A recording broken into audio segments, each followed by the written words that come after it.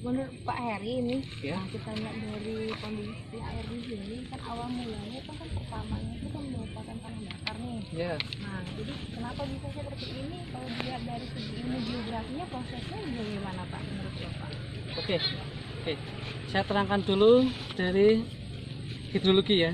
Hidrologi itu adalah ilmu yang mempelajari tentang tata kelola air, baik air yang ada di atmosfer, kemudian air yang ada di permukaan, dan air yang ada di dalam tanah, atau disebut dengan air tanah. Kemudian untuk karakter daerah ini, saya ceritakan dulu dari formasi geologi di Sumatera bagian selatan yang merupakan cekungan di Pulau Sumatera akibat proses tumbukan lempeng Hindia dan Eurasia ya, menyebabkan Sumatera bagian selatan mengalami penurunan dan Sumatera bagian tengah mengalami proses vulkanisme atau yang sekarang disebut dengan bukit barisan ya. Nah, oleh sebab itu daerah-daerah di Sumatera bagian selatan sebagian besar adalah daerah-daerah yang terisi oleh material atau sedimen yang berasal dari proses vulkanisme yang ada di punggung Pulau Sumatera. Ya, kemudian oleh sebab itu batuan-batuan yang di sini bisa kita lihat adalah batuan-batuan sedimen ya, batuan lempung.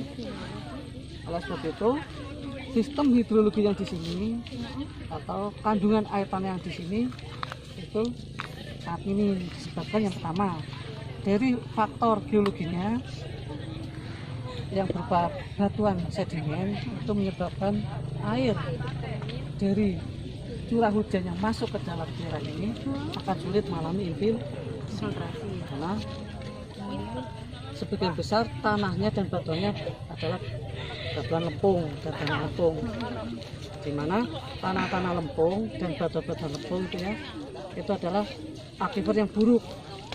Dia tidak bisa melalukan air dalam jumlah yang cukup, sedangkan aquifer yang baik itu adalah kan batuan yang bisa menyerap dan melalukan air dalam jumlah yang cukup.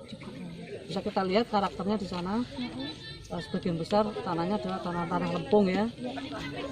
Itu dia bisa menyerap air, tapi setelah jenuh air dia tidak bisa mentransfer air ke daerah yang lebih dalam. Nah, kita lihat di sini mohon jadi agak sedikit dipotong sedikit nih. Saya lihat Bapak bawa alat tuh. Ya. Alat apa itu sebenarnya Pak? Nah, ini di sini ada dua. Yang satu ada pH tester, kemudian yang satu ada alat pengukur suhu air. Oh, Nah, untuk mengukur suhu air. Kemudian pH tester ini digunakan untuk mengukur kualitas kimia air, terutama tingkat pH. Apakah air itu asam atau dasar. Nah, setelah melakukan proses pengukuran di lapangan, tadi didapatkan bahwa air di sini pH-nya sekitar 4. oh coba kita bisa langsung praktek lapangan ini. Karena tadi kan Bapak sama mahasiswa nih. Ya. Nah, caranya masukkan ke dalam air nanti secara perlahan. Oh ya, Itu seperti akan- itu jadi satu. Akan menunjukkan berapa besar pH air yang ada di dalam situ. Nah, di sini sebagian besar airnya pH-nya ada 4, asam. Asam ya. Rasa asam dari air di sini itu berasal dari kandungan besi. Nah, bisa kita lihat tanahnya adalah tanah-tanah merah ya, dan aluminium silikat itu, lihat silikat itu yang menyebabkan tanah-tanah di sini dan airnya sebagian besar adalah asam. Ini nih yang lebih menarik lagi nih fenomenanya nih kan biasanya kalau Yeah. misalkan untuk air tawar biasa seperti misalkan curah hujan kan warnanya tuh tidak semenarik seperti ini nih. Yeah. Ada biru-birunya. Yeah. Jadi kalau misalkan untuk anak-anak para remaja foto ini sangat menarik. Ini ada fenomena geografi dalam hal bisa dijelaskan seperti itu. Oh iya, benar-benar. Fenomena geografinya.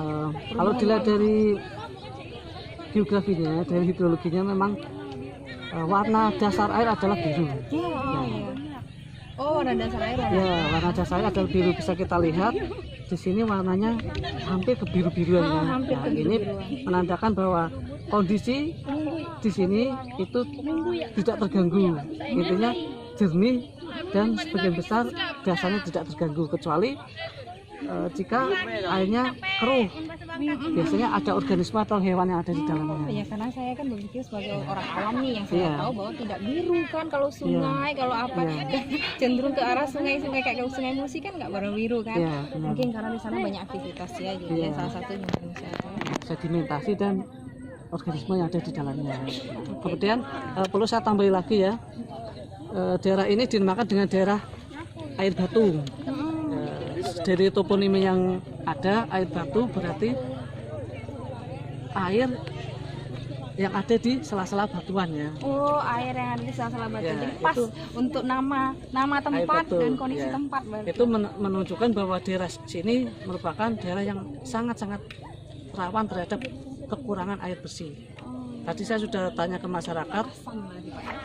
bukan masalah asamnya, tapi masalah kedalamannya. Udah lama. Karena di sini hampir semuanya tanah ada adalah lempung, jadi akuifer bebas dan akuifer tertekannya hampir tidak ada. Jadi kandungan air tanahnya itu sangat dalam.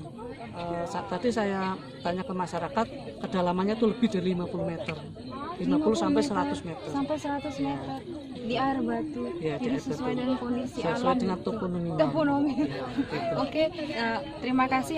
Sekian dulu wawancara kita dengan Pak Heri Setianto, Pak ya. Ya. Setianto. Jadi terima kasih untuk hari ini.